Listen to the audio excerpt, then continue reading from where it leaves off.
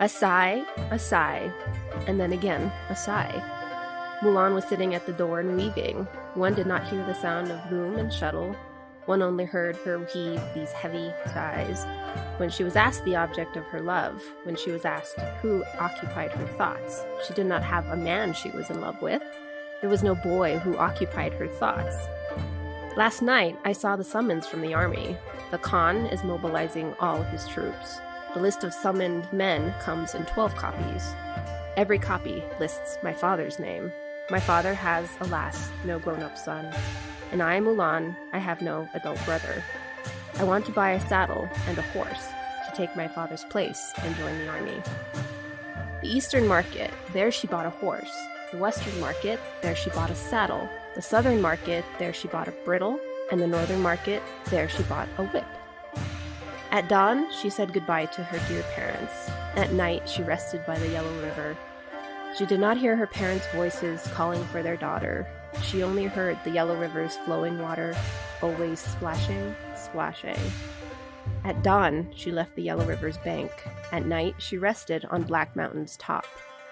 She did not hear her parents' voices calling for their daughter. She only heard the whining of Crimson Mountain's Hunnish horsemen. Myriads of miles, she joined the thick of battle, crossing the mountain passes as if flying. Winds from the north transmitted metal rattles. A freezing light shone on her iron armor. 100 battles and the brass was dead. After 10 years, the bravest men returned. When they returned, they met the Son of Heaven. The Son of Heaven seated on his throne. Their honorary rank went up 12 steps, and their rewards were counted in the millions. The Khan asked Mulan what he might desire. I, Mulan, do not care for an appointment here at court. Give me your racer good for 1,000 miles to take me back again to my old hometown. Hearing their daughter had arrived, her parents went out the city, welcoming her back. Hearing her elder sister had arrived, her sister put on her bright red outfit at the door. Hearing his elder sister had arrived, her brother sharpened his knife that brightly flashed in front of pigs and sheep. Open the gate to my pavilion on the east. Let me sit down in my old western room. I will take off the dress I wore in battle. I will put on the skirt I used to wear. Close to the window, she did up her hair. Facing the mirror, she applied makeup. She went outside and saw her army buddies. Her army buddies were all flabbergasted. We marched together for these 12 long years and absolutely had no clue that Mulan was a girl. The male hare wildly kicks its feet. The female hare has shifty eyes. But when a pair of hares runs side by side, who can distinguish whether I, in fact, am male or female? Mary Poppins, practically perfect in every way. Maybe the miners? Sure, they're like 3 years old. Miners, not miners. If you eliminate the impossible, whatever remains, however improbable, must be the truth. I don't want to kill you. What would I do without you? Every time someone says, I do not believe in fairies, somewhere there's a fairy that falls down dead. Women who aren't afraid to fight, to stand up for our dignity. Transference is inevitable, sir. Every human being has an impact. There are no colored bathrooms in this building. And a simple string of pearls. Well, I don't own pearls. Lord knows you don't pay colors enough to afford pearls. There's one thing the history of evolution has taught us. It's that life will not be contained. Life finds a way. Words are, in my not so humble opinion, our most inexhaustible source of magic. Hello and welcome. This is Bite the Pen. I am Jen Hansen, and not sitting across from me, but sitting adjacent to me on the other side of a wall is our fierce warrior, COVID-dealing, powerful Charlotte Martinez. Hi, Charlotte. Hi, Jen. Yes, it happened to me. It can happen to you. So be careful out there. I'm just kidding. It's not bad. If anybody is worried, I am not feeling bad at all. I just sound a little raspy. Yeah, you don't look bad either. I mean, you're not that that matters, but I mean, you know what I mean. Aw, thank you. Jen looks wonderful too, if anybody is curious. Oh, and I should correct myself. Your name for today is not Jen. It is Jenny Fu. Oh boy. And I am Charlotte. So you need to call me that for the rest of the I episode. don't think I will.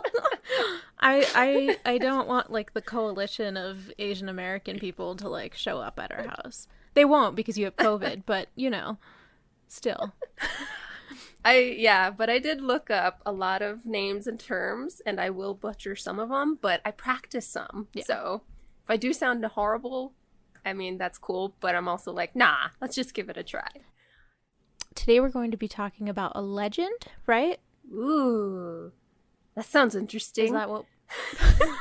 Is that what we call her? A legend? She is. She's the legend. She's super recognized. I'm sure I would say 90% of you listeners, all 5 of you, have heard. All 5 of you. I got one more person to listen to us, so we're up to 6, okay? Oh, yay. Okay. In that case, it's probably 100% of our listeners know this legend. At least in one form or another. And we kind of talked about this with Rapunzel and with Aladdin. Like, there are these stories that people just sort of inherently know through different locations and different time periods because they kind of repeat themselves. I think this one differs because we are going to be talking about, or Charlotte especially is going to be talking about what a legend is versus maybe like a literary character. Something like Aladdin or Rapunzel aren't necessarily legends. I don't actually know. These are just things I think we're going to be talking about. Totally. That's super accurate. There is slight differences between legends and literary characters or even folktales and myths. And it has to do with historic origin. Unfortunately, legends are not always historically accurate, however. There's no hardcore evidence to prove that these people existed, and it's usually people. The people are usually the legend.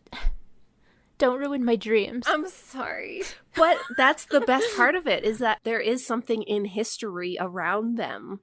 We cannot prove that the one and only Mulan did not exist, but we could consider her based from real female warriors of China.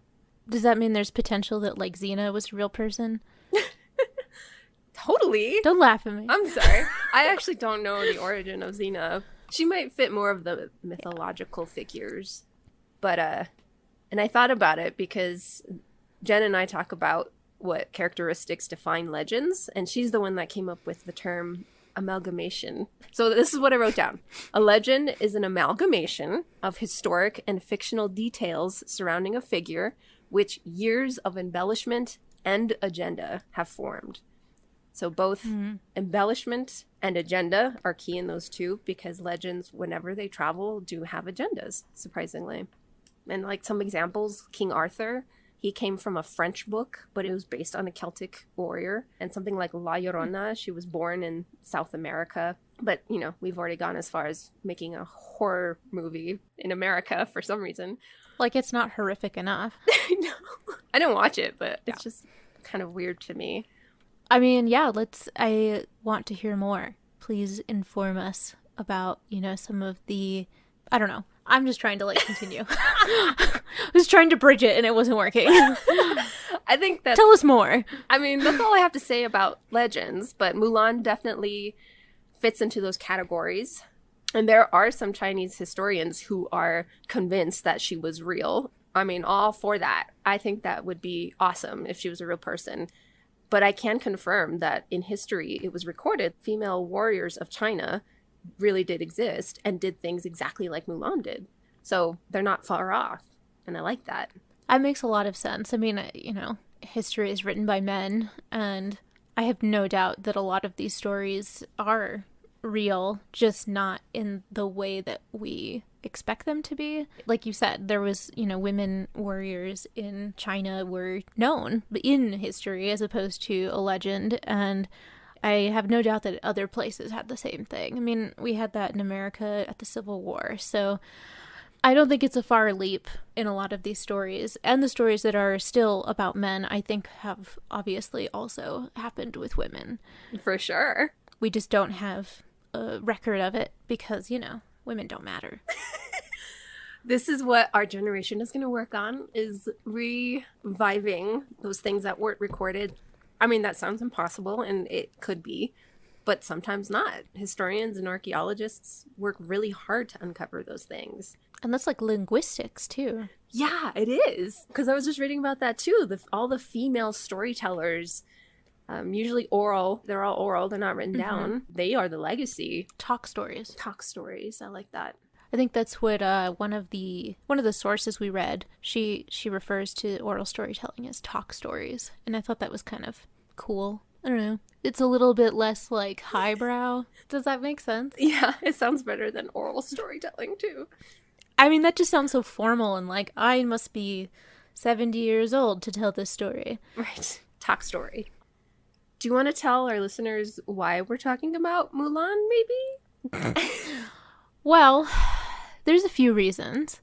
I think the obvious one is that although we're late, the remake of Mulan in live action from Disney came out a few months ago, and we were both very excited to see something like that because it is such an empowering story based on Disney's original animated Mulan in 97 or whatever. And we saw the live action version and wow. Wow. It was, what was it? It was what it was. It was cringy and disempowering and all over the place and just really a disappointment on every level.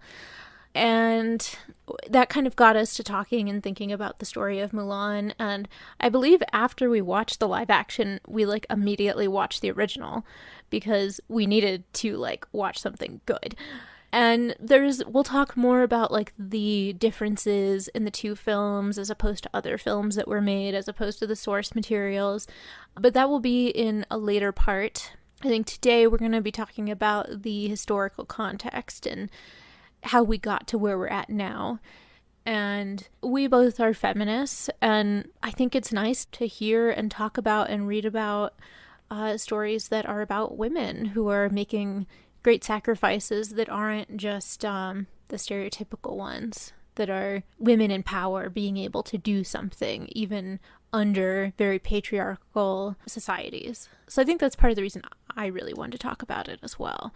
Did you have any other things? I mean, I would add that we didn't want to just badmouth the newest movie because there is a lot of material out there already doing that. And believe me, we agree with a lot of it. But the thing that Jen and I like to do even before we get too far down that road is research. We kind of want to see what are the reasons they did what they did. And going back as far as the birth of the legend, like what we did with Aladdin and Rapunzel, we actually begin to understand the legend in a whole new light when we do that. So one of the things I was hoping we do is that we approach it from a place of understanding. And it's not our culture. It didn't come from our culture. So to respect that as well is huge. So we'll do our best, but we would like to share what we found. Yeah, and hear from anybody who wants to talk about it or wants to correct us. Please do. Yes. Because I think we're both very curious and like we want to, like you said, know more about it. Yeah, we're just Americans talking about a Chinese figure. I mean, she means a lot to us, but man, to Chinese women, she's everything. So we would hope to speak about it respectfully. Do you want to kind of take us through the sources? Yeah, but even before we actually jump into that, I mean, for those who maybe don't know who Mulan is a globally recognized Chinese legend whose origins began as a song of intrigue among a warring nation, and who is now held as one of the most influential feminist figures in history, and not just in China, around the world, right? Damn right. And then the second question, which a lot of people ask and we've mentioned, which is Mulan a real person? And the short answer is that cannot be verified. And like I said, there are historians who are just convinced and will always be convinced that she was real. And they do have certain records dating back to as far as, I mean, I think it's even as far as 400 AD when they assume the origin began. But again, those records aren't archaeological proof. It's more like, I found this and I've heard this, which we do not denote, right? Those are legit too, but it just can't be proven. And then last but not least, our objective, because we can go a lot of directions in this, but I think based on the sources that we chose, we have 5 written sources and then 4 movies. And we'll talk about the movies in the next episode. This one will be dedicated to the written and actually majority of the Chinese origin stories. But our goal is to present and discuss the evolution of Mulan by comparing and contrasting the agendas and interpretations of those select writings and movies. And like Jen said, it'll be a lot of feminist talk. And that's what we're here for. If you don't like feminists, you better get out before it's too late. You might become one of us. Oh, that would be wonderful. And we'll give a few things for each source. We're going to give the name of the work, the time it was created, the creator, whether that be the writer or the director. I'll give you a short summary because most of the stories will have 3 key plot points that they hit every time, which is that Mulan takes her father's conscription in the army. That's like drafting, right? Yes. Conscription's the same as being drafted. And she takes it from her father. She cross-dresses as a man every time to join the army. How dare she? I know. And I have a theory behind that too. We'll talk about that a lot. Okay, cool. And that she either accomplishes something big in the war itself or she gets promoted. But in any case, she sort of denies all of it to return back to being a daughter and back in her family. And we'll talk about the historic context behind the source. That's super important because that's where agenda comes in, why the writer is writing it. And then we'll just talk about whatever we want about the source. Oh, about the sources. Okay. Oh, yeah. So not just anything. Me. Yes, we'll talk about specifics for each source. So what kind of ice cream do you like? It snowed yesterday. I mean, there's that. Cool. Did I leave anything out? Sounds good. Yeah. And yeah, I was just going to repeat what you just said, which is, that we'll do the written ones for this part.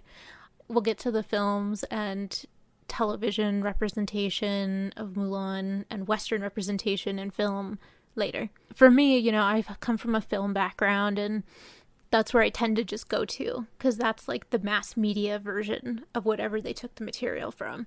And so I think that's why this aspect of what we're doing right now is so important, because this is really that initial, what am I trying to say?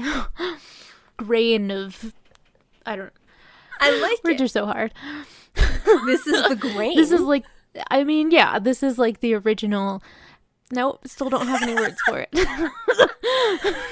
The seeds. It's good stuff. Let's get going. The origins, the birth, the nebula. This is like the scaffolding of the story in a lot of ways. I mean, it still has, like you said, like there's a lot of different variation, except for like the 3 main aspects of like the Mulan legend. But it's nice to start from the beginning in terms of timeline and move closer and closer to our current time, because it's harder to conceptualize what life was like that long ago, let alone 20 years ago for people who are, 15 right now. So I think it's a good thing to have in your back pocket, especially when somebody's being an asshole. You can be like, hey, I have this information, so shut it, Exactly. We would like to talk about it in fair terms, because we like to put a lot of opinions on movies, and I love that. I love that about movie watchers. But then it's nice to be able to understand some points. We're not going to defend any of these versions, but we will give our opinions, so be ready for that. And it definitely enriches the films. I mean, the more you know about the original story, I mean, it can ruin things, but like in the first Disney Mulan, it didn't ruin anything for me. If anything, it kind of enhanced it. And seeing and watching various people talking about the differences in the film versus reality and what life was like in that general timeline, depending on the film or the show or the representation of Mulan, it's really nice to have sort of a background of like, oh, okay, so there's like 18 different kinds of birds that are talked about in like various versions. Which ones and why? What significance does that have? It's a lot of symbolism, of course, but it seems like Chinese history is very much tied in with animal symbolism, and there's a lot of it in all of the versions. So, that's like one of the things that I would have never had any clue about if we hadn't read these original sources. Oh, so fascinating. And I've told Jen this when I started researching. China is so vast, not only as a country, as a populace, but its history is just bonkers. There is so much there. And Love you. I always wonder, like, how these kids in the classroom take it all in. I mean, they must go through one era a day. Like, okay, people, here's this dynasty. You need to know this. It's just so much information, but it's fascinating. That's assuming communist China will allow them to know these things. Oh, excuse me. Well, I would be surprised if they didn't feel some pride in some of this history. I mean, I agree completely.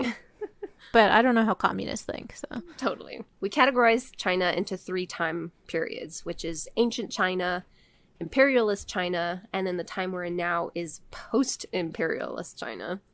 Not very creative. I know. But most of these sources are coming from imperialist China. Okay. And to be fair, all of these sources are coming from upper-class Chinese men, as we would guess. Nobody else would listen to a female writer, let alone let her write these things in the first place. So that doesn't mean, however, that all of the Chinese populace didn't know of Mulan by this time. Which is cool.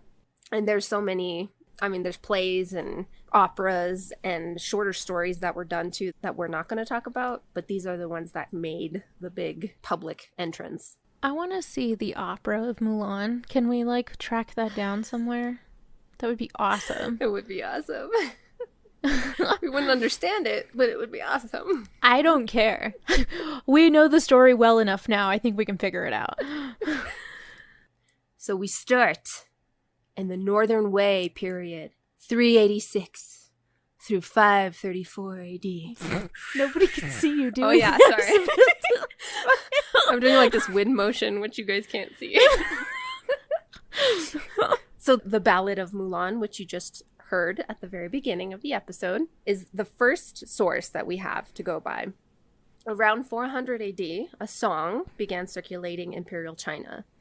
And like we said, it was, what do you call it? Excuse me? A talk story. A talk story. So over the campfire, from parent to child, from soldier to soldier, probably. And it tells a story of a young woman, right, who dresses as a man in order to take her father's place in war. So those 3 elements, like we said, is based on this origin story. But this particular source has an interesting ending. And I'm going to read out the ending again because we're going to be talking about that in our discussion, which is the male hare wildly kicks its feet. The female hare has shifty eyes. But when a pair of hares run side by side, who can distinguish whether I, in fact, am male or female? Those details for the very end, those are the ones that have launched the legend. That's the detail that made it famous, that made it memorable, that made it survive through all of this time, because it would be another 100 years before anybody wrote it down. And like I said, it can't be historically verified, but we have clues. We, like I'm the historian, historians have clues. The biggest one being the mention of a 12-year war. This was happening, if they dated it correctly, the 12-year war was happening during a divided time of China. They were called the 3 Kingdoms, and it's exactly like it says. The land was divided by 3 emperors. And with that sort of division became vulnerabilities, especially to the nomadic clans of the north, who attacked so often. This is literally the summary of Chinese history. Is this like advance retreat of north and south, of north and south. It's constant. God.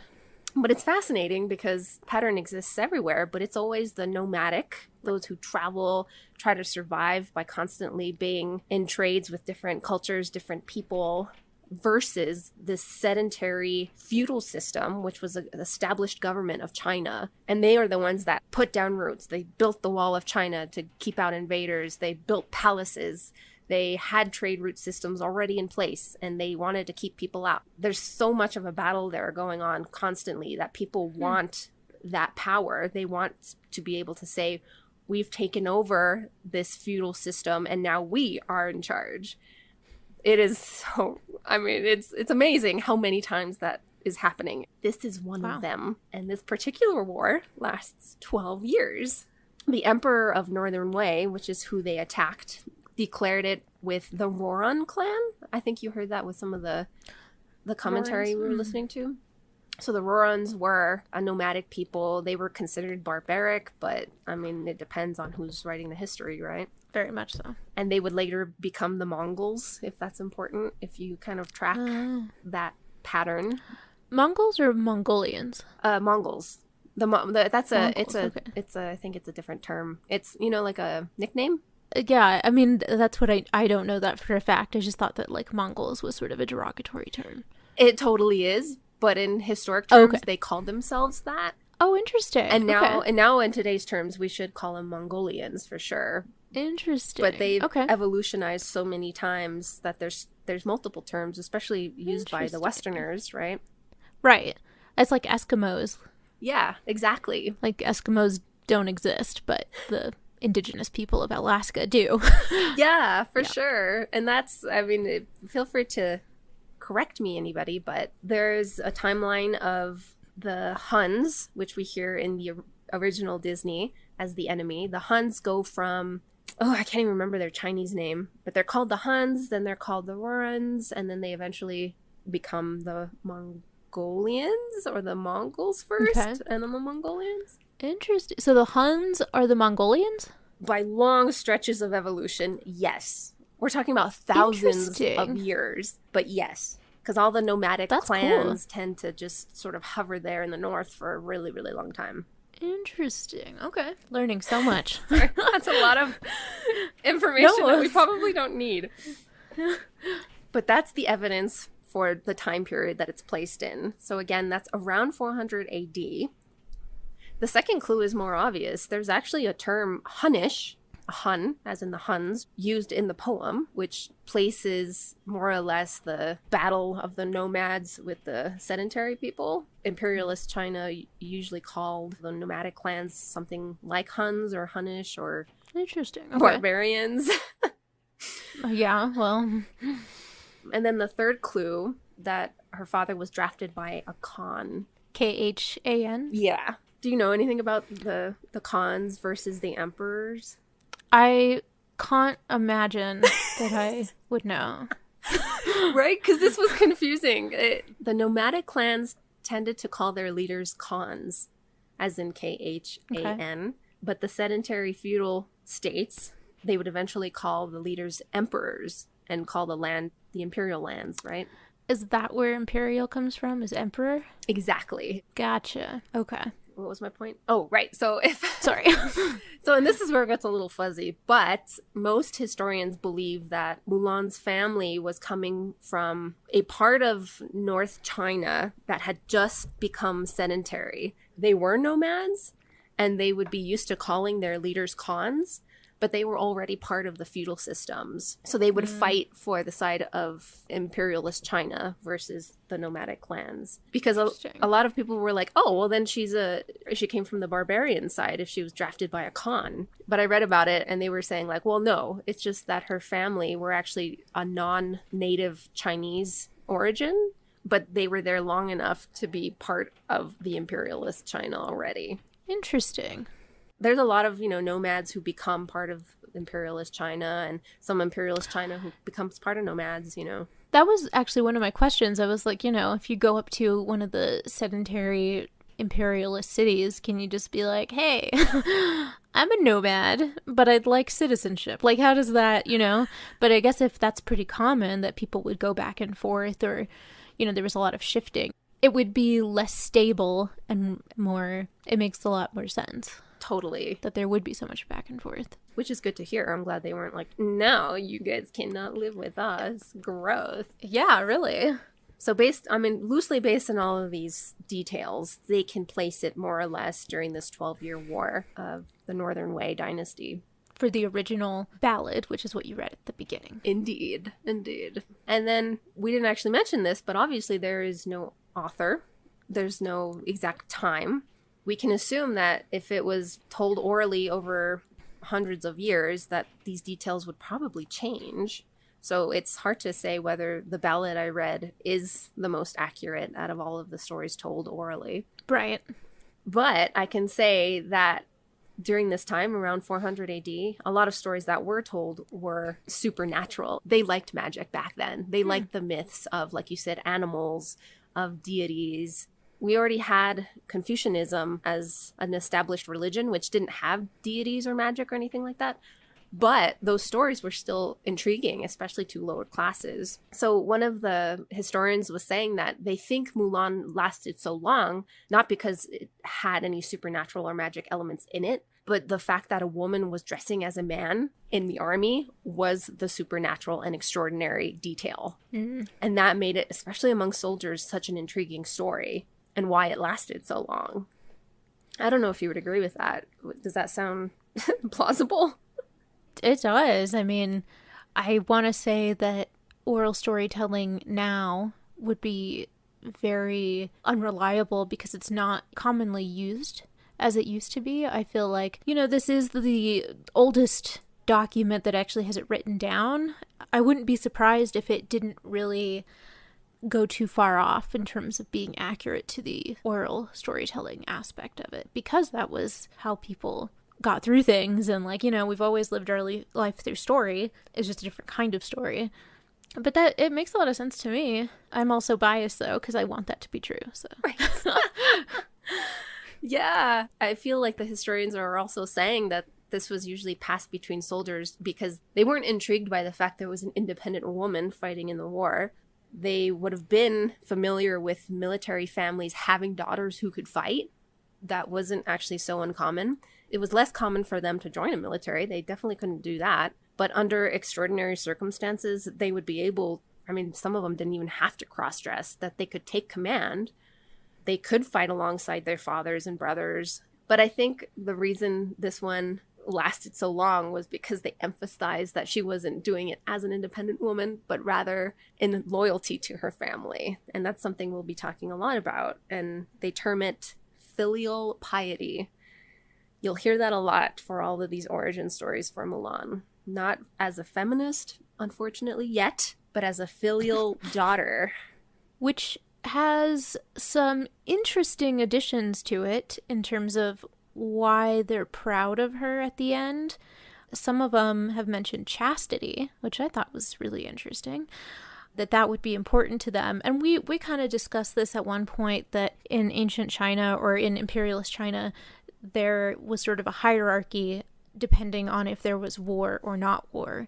And being true and devoted to your family was higher than the sexism and the patriarchy in that context. Absolutely. In the order of things, social normality was probably second to something like filial piety and virtue. So it wouldn't be impossible to assume that a father would allow a daughter to take his place in times of war because she wasn't trying to be like a man. She wasn't trying to be independent or gain power. She was just not wanting her father to die. And again, that's maybe not true because these are all male writers telling the story at this point. That's very true. Because I was just going to say, when we were talking about this, it kind of struck me that everyone was so happy when she returned, because now war is over. You would think that people would turn at this point and be like, there was a woman impersonating a man fighting in the army. I think if that had happened, which it has happened here, but I think if it had happened in a similar way here, that would be a lot more of a big deal than it is in these stories. But because, like you said, that's not their main focus, it's not like communist China where you have to stay in order in that sort of social standing way. That was there, but it was different.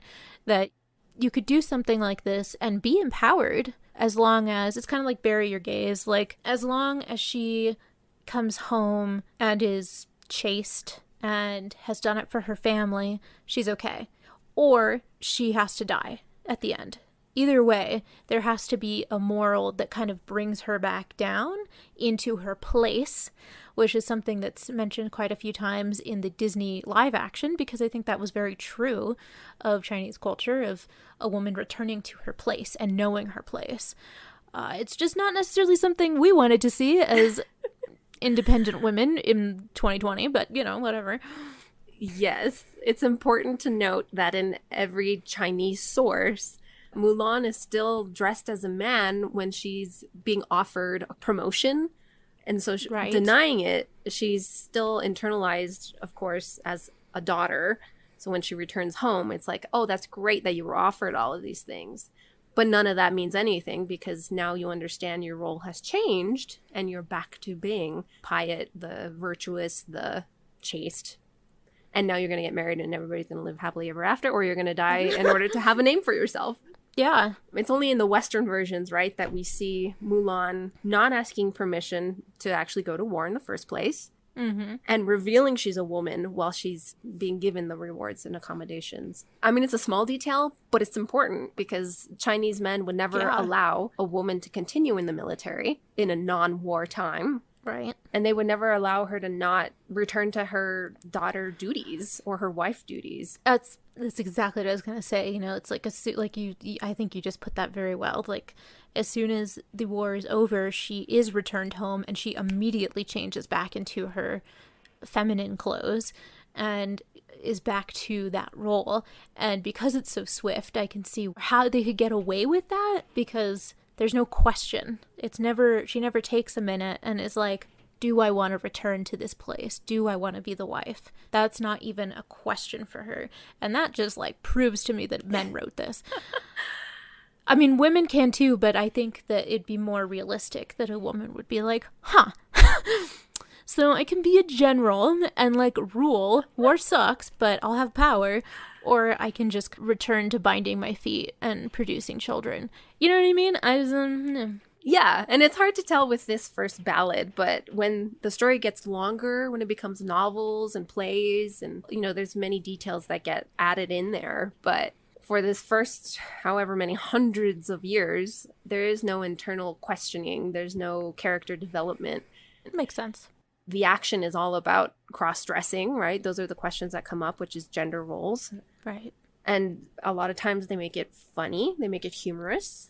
They make it intriguing. They make it, I don't even know, exotic, I guess, and we'll talk about that in a few versions here, how it's like an exotic thing for a woman to be in war because suddenly beautiful can mean strong, which is great. It's a step in the right direction. But again, that's for our male audience. Always. So it's only later that we get to fill in more of, well, who is Mulan exactly? What is she thinking rather than what is she just doing? Right. Yeah. Who would have thought? Yeah. She's like a whole person. One of the themes we might talk about is the actual transformation of cross-dressing and gender roles. And for this one, like I said, there's not a lot there yet. It's just a ballad at this time. But it's important to point out that the transition from female to male isn't the removal or the putting on of clothing, but rather in this version, it's buying supplies and buying weapons. Because it would have been a taboo at that time for a woman to be dressing as a man, and the audience would not make that part of the story. It's just like, yeah, well, it happens. She bought a horse, she bought a whip, she bought stuff. Great. That's what women do. They buy things. And then rather, when she returns home, that's when we get the added details of putting on the skirt, applying the makeup, putting on the woman role again. And that's definitely the transition back. More acceptable. Absolutely. That makes sense. Because that does seem to be emphasized more, even in the films. So I'm glad you said that because it's very true. I think the first Disney film was the most satisfying transition because they used Western ideas in a Eastern situation, which that can be its own problem, don't get me wrong. But they did it so well and it was so effective that's what I think of when I think about her transition. I don't think about some of these stories where, yeah, she goes to the market and buys shit. I don't care.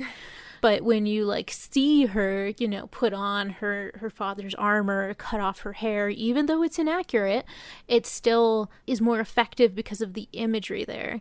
And I think that same imagery maybe feels equally as strong to people on the other side of the coin who see her going back to her female role. Quote female role, where she's got the really like almost stark makeup on of like the classic Chinese makeup. I don't know what geisha. it's called. Well, it's not all geishas. But yeah, yeah, I mean that sort of thing. And to have her dressed in a certain way. And like you said, there's some humor in these. And a few of them, she is being a little cheeky about it when they're like, who's this? You know, and then they're realizing that that's Mulan, which, cool. I mean, but I can see where that would be a defining moment and very catching to somebody who wants them to go back into their normal, quote, normal role. Totally. And the difference is storytellers are aware of their audiences in situations like the first Disney movie done for Westerners, right? Mainly for Westerners. And we'll talk about why maybe that didn't work for the latest film, because they weren't sure who their audience was, or they were very sure and they tried to do too much of it. Or they just did everything wrong. Well, I mean, I think their efforts were toward that end, or at least they tried to convince themselves that's what they were trying to do, which is appease these very, very different audiences. And in doing so, appeasing neither of them. Because, like you said, the Chinese audience can enjoy the Western version of the cutting of the hair, of focusing on her putting on the armor, because on some level, that transition they know is important to Westerners, just as we would know that transition back to female for Easterners is important. Cutting hair, women cutting their hair is such a powerful symbol for women of all cultures.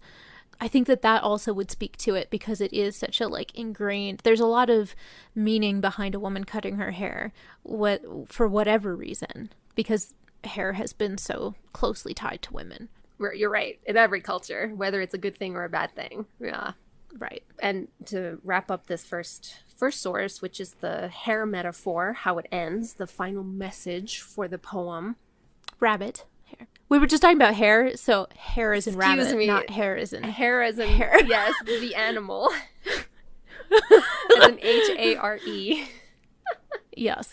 Sorry, continue. I think, I don't know, and I've only been looking at Chinese history for a few months now, but I feel like this is so innovative in itself to end with such a line, such a metaphor.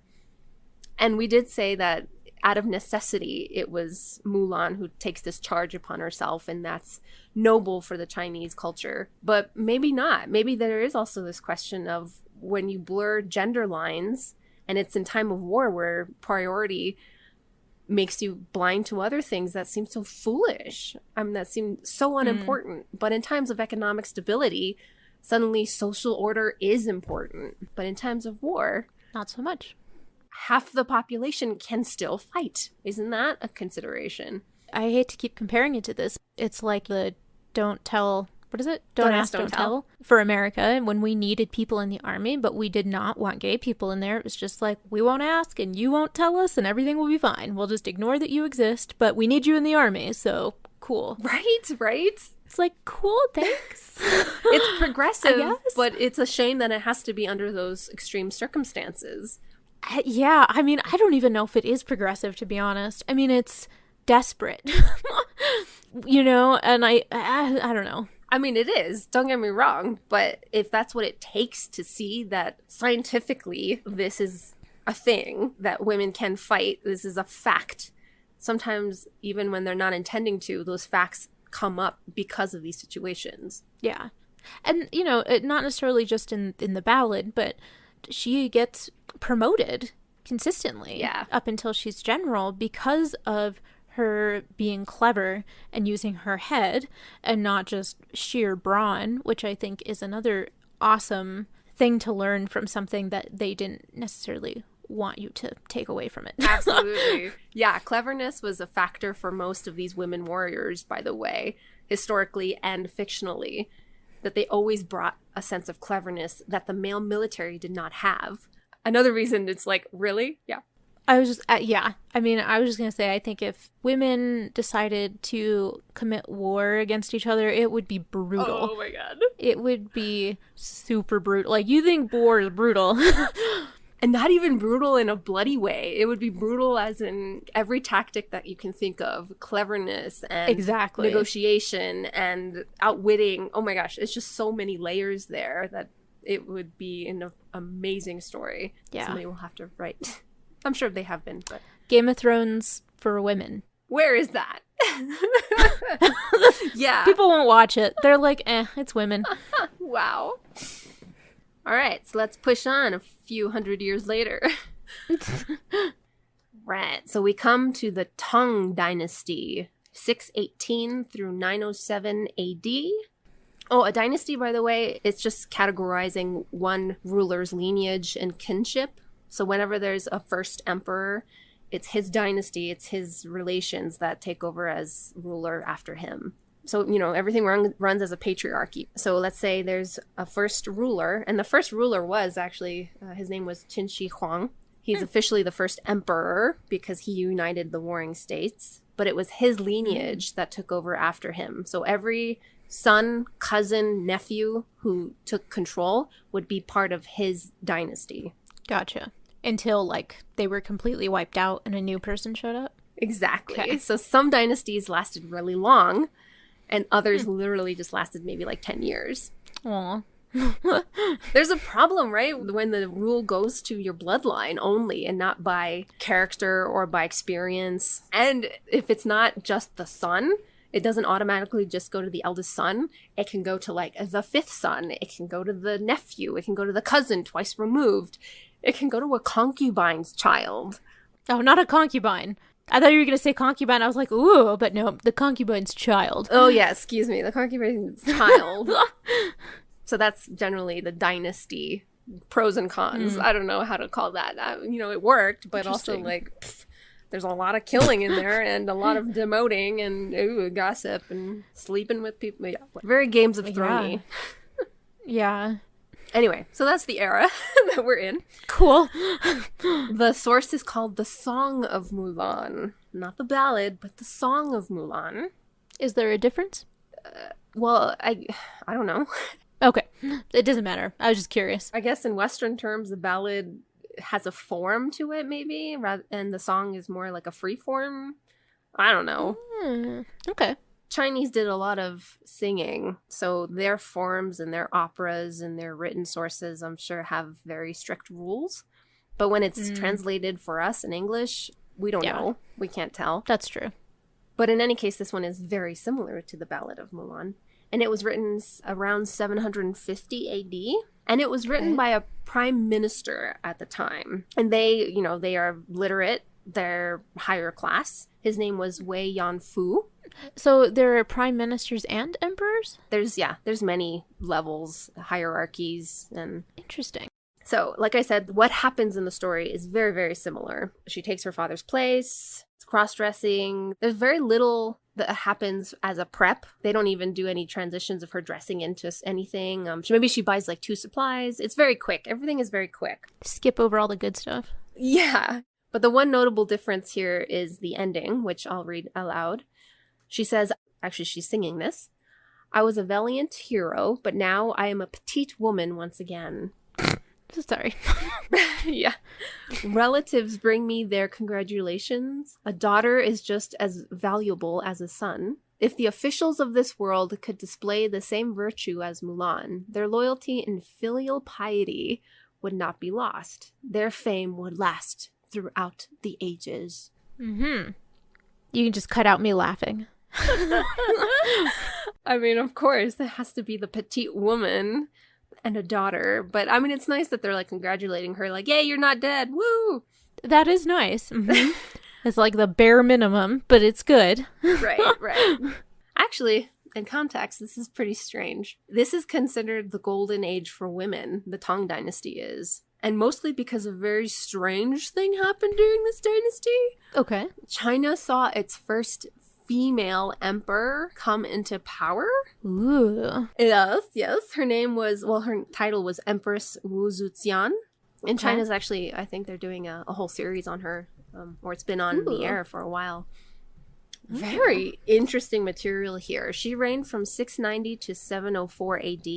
So this is before this song was actually published. Suddenly, women were coming into power. It was in poetry and performance, in scholarly fields. Their intellect was being praised. Nice. And having a female emperor take charge for any amount of time was just phenomenal. Did they call them female emperors, or did they call them something else? They called them empress. Empresses. Okay. I love you. Because your version is way better. Hey, as you were. We're Westerners. This is something we pay attention to. She did everything a male regent would have done. She took control where it needed to happen. She made decisions. The fact that she wasn't a woman didn't slow her down. She did, however, start off as a concubine. Interesting. Which is a prostitute, right? Excuse me. I'm so sorry. You're right. Yes. I just wanted to make sure. It's like a higher class prostitute. Like a escort. That's what yeah. For sure. And the emperors were allowed to have a few of them. Oh, how nice for them. So, this was all kosher. They would have a wife. If the wife bore them sons, that's great. But if they didn't, they would usually use concubines for that reason. And they were around in the household. They interacted with the wife. They worked with the wife. They all shared children, like everybody raised everybody else. So Wu Zuxian began as a concubine. She was an educated concubine, actually, which didn't always happen. But they were sometimes on that ring of wealth where they could afford something like that. And when she married the emperor's son, it didn't take long for that son to then step up as emperor. So she became the emperor's wife. And even then, her husband was a little... like we said, in a dynasty, it doesn't always work out for the next person to take control because sometimes they're inept, they're whatever. Mm-hmm. And in this case, she knew much more than he did. So even though he was making the decisions, it was really her who described everything for him. And he admitted to a lot of this, apparently. It was written down that, that he was like, yeah, well, she knows what she's doing. Just ask her. Interesting. And even though he wasn't legally allowed to give her the reins of command when he died, it sort of just happened because she had already been making all of these decisions and knew all of these people and knew how things worked. There was a little bit of maybe murder / demotion. It's a double standard to think that she wouldn't do those things. Like any male counterpart would have done the same thing. Yeah. So to keep her power, she had to do some stuff, okay? So get over it. I think that the English monarchies did far worse things. You know what I mean? In the scope of the entire world, that's probably pretty damn common. Totally. But yeah, so her influence was great when she was in command. She gave voice to a lot of underrepresented nations, and nice. It seemed to propel this idea that women could be just as powerful, just as sneaky, just as intelligent as men. And even though it didn't change a lot of things socially right away or in any grand amounts, they still were fascinated enough that they created more heroine literary figures, especially. And that's the reason why Mulan again popped up after a few centuries.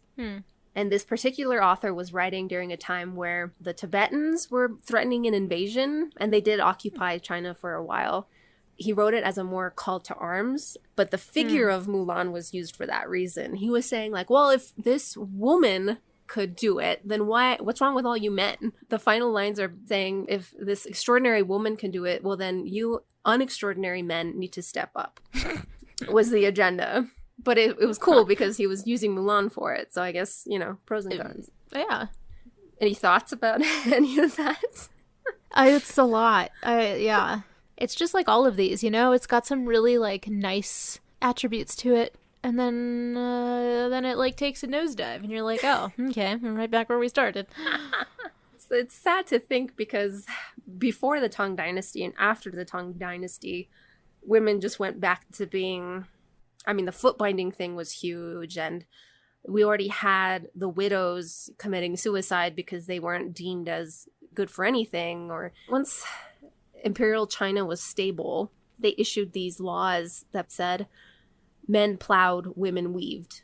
And that for generations, including Confucianism, which again is this social order, kind of like a religion and a philosophy, but it was so ingrained in the culture. And what Confucius taught was virtue via male and female. It was very separated from the get-go. And the Tang Dynasty was this weird exception, and it was short-lived, but it did happen. The other theme of transformation, there's not, like I said, it's very similar to the ballad, so there's not much difference. He writes that she removes her silk clothes, she washes away her makeup, she rides a horse and reports for duty. That's the transition into soldier. So maybe it's a little bit of something there. This was literally written like a propaganda very quick, very to the point.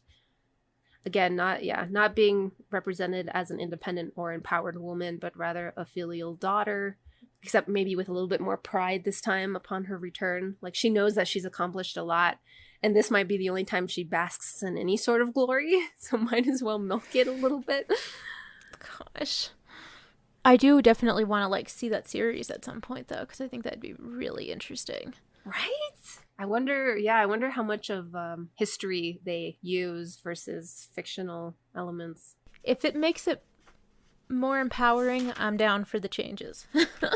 Oh, me too. But I mean, it sounds like if this was all historically accurate, what I read was already so dramatic and fascinating and could make a series in itself. Nice. I would hope that they keep a lot of that. So we're going to stop here and then pick up in our next episode to continue talking about the sources. And thank you for listening. We appreciate your ears. That was a weird thing to say. And you can follow us on all the things, and you can email us at bitethepen@gmail.com, or you can find us on iTunes or any app that has podcasts for the most part. So bye. Bye, Jen.